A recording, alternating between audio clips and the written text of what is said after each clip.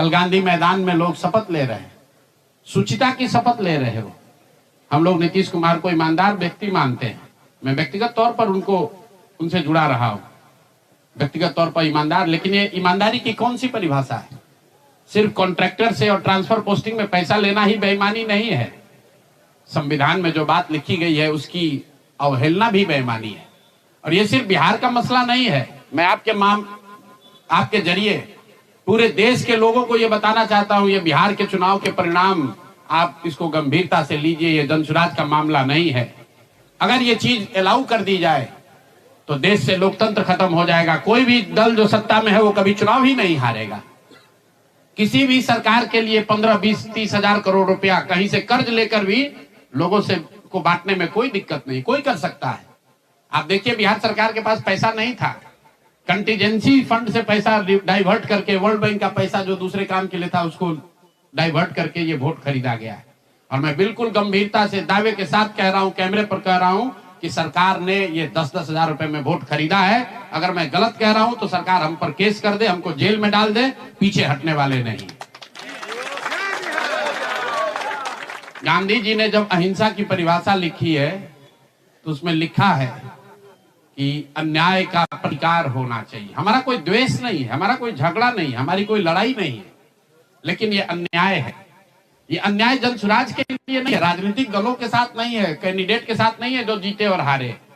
ये अन्याय उन गरीब लोगों के साथ है जिनको आपने 10 हजार रुपए का लालच देकर उनका वोट खरीद लिया, उनके बच्चों के पढ़ाई का हक छीन लिया, उनके बच्चों के रोजगार के सपने को छीन लिया। ये अन्याय है और उस अन्याय के सामने हम लोग झुकने वाले नहीं है, जनसुराज झुकने वाला नहीं है। इसीलिए एक दिन का आकर यहाँ मौन उपवास किया है ताकि उसी धरती से, उसी गांधी की सोच से प्रेरणा ले सके और पूरी ताकत से, ईमानदारी और शुद्धता से इस लड़ाई को लड़ सके।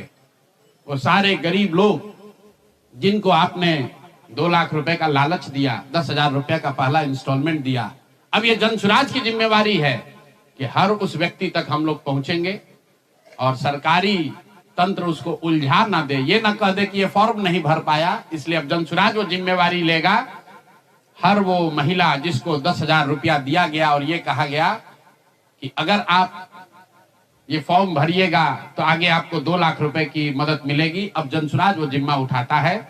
आने वाले 1 साल 1.5 साल तक घर घर जाएंगे और आपके माध्यम से उन सारी महिलाओं को ये बताना चाहता हूं कि आप घबराइए नहीं। सरकार के अफसर आपको कहेंगे कि आप जो सरकारी शर्तें हैं उसको पूरा नहीं कर रही है। आपको 10 हजार रुपए देते समय कोई शर्त नहीं रखा गया, लेकिन अब आगे क्योंकि आपसे वोट लेना था, आपसे वोट खरीदना था, अब 2 लाख रुपए देना है तो आपको सरकारी अफसर शर्त की बात करेंगे।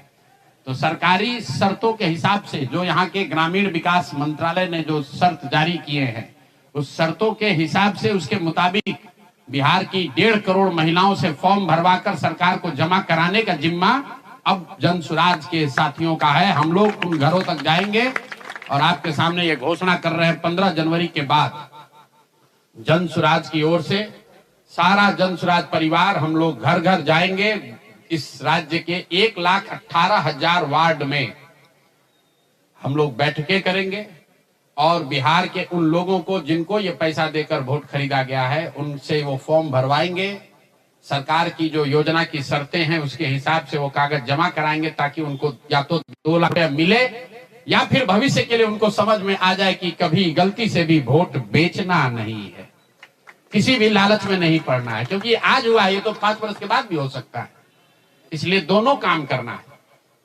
उन लोगों के साथ जब हम लोग बैठेंगे तो उन्हें ये बताएंगे कि देखो जो 10 हजार रुपए देकर तुम्हारा वोट खरीद लिया, अब वो तुम्हें 2 लाख रुपया नहीं देगा। तो उनको ये समझ भी होगी, सरकार की जवाबदेही भी तय होगी और आगे भविष्य में ऐसा न दोहराया जाए ये भी होगा। ABL 24 न्यूज, सच दिखेगा। ABL 24 न्यूज को सब्सक्राइब करें, ताजा खबरों के लिए बेल आइकन को दबाएं।